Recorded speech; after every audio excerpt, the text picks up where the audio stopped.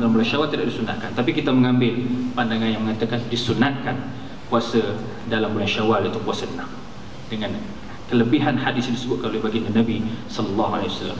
Itu puasa. Maka begitu jugalah dengan ibadah-ibadah yang lain yang kita lakukan pada bulan Ramadan, kita tetap teruskan. Kalau bulan Ramadan sebut saja sedekah, kita kuat bersedekah. Dahsyat Ramadan ni tuan-tuan. Kan? Kalau masjid ke surau ke, anak-anak yang nak pergi belajar luar negara, kalau buat kutipan pada bulan Ramadan, hebat. Malah anak-anak yatim mereka akan jadi kaya raya bila bulan Ramadan. Bulan Syawal jadi papa kedana, miskin kembali. Pasal apa? Dah tak ada orang nak derma pada bulan Syawal dan pada bulan-bulan berikut. Ini bahana. Sedangkan pahalanya tetap sama. Kalau dijanjikan dalam bulan Ramadan itu berganda-ganda, sehingga Allah boleh gandakan pahala 700 dalam satu hadis gandaan. Sama juga gandaan pahalanya dengan bersedekah pada bulan-bulan lain. Satu cerita Imam ataupun Sayyidina Ali karamallahu wajhah. Satu ketika dia nak makan buah apple. Dia nak makan buah apple. Bila baru saja nak makan, tiba-tiba ada orang fakir miskin datang. Hai Ali, aku teringin nak makan buah apple yang kau nak makan tu. Ali baru nak makan, tiba-tiba ada orang sapa dia. Kalau kita mau, kita baling apple tu kat orang tu, baru nak makan. Tapi Ali tak. Dia kata kalau kau nak, silakan. Dia bagi dengan rela hati. Kemudian ditakdirkan oleh Allah Ta'ala ada hadiah yang dibawa oleh satu orang nak diberikan kepada Ali. Hadiahnya apa? Hadiahnya buah apple. Buah apple juga. Bila dibawa buah apple ni, jumlahnya hanya diketahui oleh si pembawa tadi. Dia bawa, dia ada orang bagi hadiah kepada Ali, tolong sampaikan kepada Ali melalui perantara. Perantara ni yang bawa hadiah kepada Ali. Kemudian perantara ni dia bukan tengok saja, dia berteringin juga dengan buah apple tu. Dia ambil buah apple, letak dalam poket dia bawa sampai kat depan Ali. Ali kata, ni siapa bagi ni? Ada suatu orang diutuskan kepada aku untuk berikan hadiah buah apple ni pada kau. Dia pun kira, Ali pun kira 1, 2, 3, 4, 5, 9 biji. Ali pun tanya kepada pemuda ni tadi, wahai pemuda, sepatutnya aku dapat 10 biji buah apple. Mana pergi 1 biji lagi?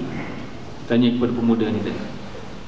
Lalu pemuda tu pelik. Dia kata, macam mana engkau tahu wahai Ali kau dapat 10 biji? Apakah engkau tidak membaca kelebihan bersedekah, kelebihan kita membuat kebajikan pada bila-bila masa?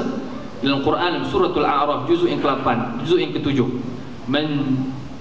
juzuk yang ke-8, man jaa'a bil hasanati falahu 'ashru amsalha wa man jaa'a bis sayyi'ati fala yujza illa mithlaha wa hum la yuzlamun. Barang siapa yang membuat satu kebajikan, mendatangkan satu perkara kebaikan dalam kehidupannya, falahu 'ashru amsalha, maka dia boleh dapat 10 gandaan daripada kebajikan, satu kebajikan yang dia buat. Wa man jaa'a bis sayyi'ati fala yujza illa mislaha. Barang siapa yang membuat satu kejahatan, Allah tidak balas kepada dia melainkan dengan kadar yang setimpal. Tapi kebajikan Allah gandakan 10 gandaan. Maka bila dibacakan ayat itu Ali kepada pemuda ini tadi, oh, dia kata betul, aku juga memahami dan beriktikad dengannya. Lihat bagaimana Ali karamallahu wajhah, dia tidak mengira musib bila mana bersedekah. Kisah yang kita boleh dengar daripada orang yang banyak bersedekah ni tuan-tuan, kita juga boleh dengar daripada peristiwa Anas bin Malik, Abdul Rahman bin Auf dan sebagainya. Mereka ini orang-orang yang berdamping dengan Nabi dan orang-orang yang rajin bersedekah, sehingga kita boleh melihat Anas bin Malik, satu orang yang kaya raya. Pasal apa? Dia ada duit, dia bagi ke orang, dan dia beriktikad dia akan dapat lebih daripada apa yang dia dapat. Sehingga Anas bin Malik ini menjadi orang yang kaya raya di bandar Al-Madinah Al-Munawwarah, hasil daripada sedekah dia. Sehingga beberapa tokoh sejarawan sebut ada 3 golongan yang akan bertandang selalu ke rumah Abdurrahman bin Auf, ke rumah antara dua, Abdurrahman bin Auf ataupun Anas bin Malik. Dia akan datang bertandang. Apa dia? Golongan yang pertama, kerjanya nak bayar hutang, pasal banyak berhutang dengan sahabat ini. Yang kedua, nak minta hutang. Yang ketiga, dia nak duduk dekat-dekat dengan sahabat ini. Tujuannya barang tak mana dah tahu, ada dia hantar makanan ke, dihidangkan ke, ataupun sebagainya. So 3 golongan. Jadi dia ni dah jadi macam bank lah, bank di Madinah Al-Munawwarah.